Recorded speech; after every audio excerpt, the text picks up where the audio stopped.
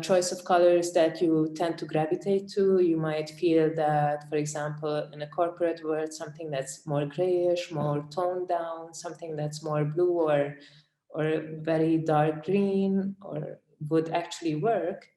And then you start trying to assemble all these various options together. And then you might come up with something like this. And then you realize that somehow, even though the colors seem to be very corporate, the styles, it doesn't fit your corporate world at all, because it's not just about the colors.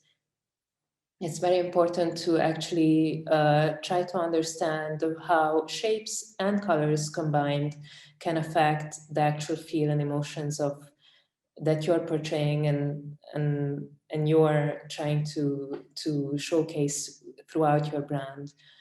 So it can anyone point out?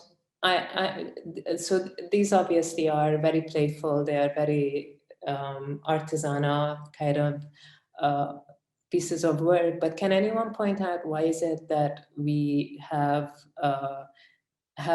such a diversion from the very corporate type of feel, even though the colors themselves are very toned down and they seem to be they seem to be at first to be the right choice of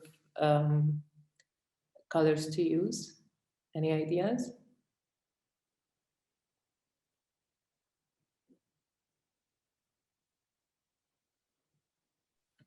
Do you mean like the spectrum or the shade? Mm-hmm. So why do you think these shapes wouldn't work? And so what is it? What characteristics do these shapes have that turn them into something that's more more playful, something that's less serious, something that's more about something that's an artistic product or something that's more of a The texture like in the middle one. Mhm. It made it look something like a 2D, and the dots and the shapes. Mhm. Yeah, well, it's common knowledge actually that every time you use something that is a dotted line or something that is a you have the shapes are they don't have the contours of the shapes is not regular, so you have all kinds of wavy circles and wavy lines that are something that turns them into something more playful. Had you had maybe something more concrete, sharper edges, for example, or more regular circles, then it wouldn't have been this playful. So, for example, in this case, there is a complete shift of perception, even though the colors are pretty much tend to be the same. You have the golden colors, the brownish ones, the blue ones, and you have the dark green. And in this case, you have something that's more so it's something that's very classical. It shows a brand that has a lot to do with tradition and hundreds of years of expertise, perhaps. And sometimes culturally, we have elements that remind us of a certain era or a certain set of values. So something that for example, here you have a stamp, and usually for example, the head of the lion resembles a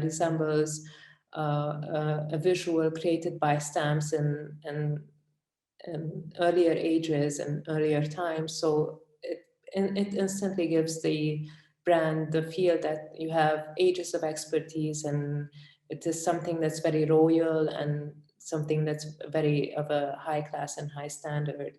And you also, the actual layout of the slide itself is very systematic. You have sharp edges and you have all these boxes and rectangles that help structure the work, the actual visual feel of the work.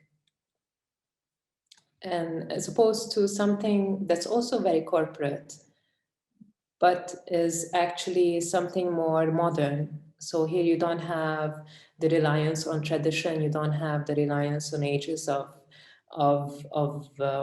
heritage and culture, but you have something that's still geometrical and still very structured, but is something more youthful, it's more vibrant, it's more fresh, because the colors are lighter in scope, but at the same time you have the shapes are just as a bit less than in the first version where you had the very playful images. There you have curved lines, but they are stacked right next to each other. They are structured in a sense, like in this business card, where you have playful. It's a bit playful because it's round and you have the edges are curved down. But the fact that they are very systematically stacked up like that makes them a bit more ordered, and you can feel a sense of rhythm in the composition itself. And you have, so it's usually with modern materials, you have not that many colors that you use. So usually in logos, it's better to use 3 colors maximum, especially if you want to print it out. It's more cost effective to just use 3 colors, as opposed to a whole range of colors that you'd need to incorporate and struggle with during printing. So it's better to have it toned down a bit.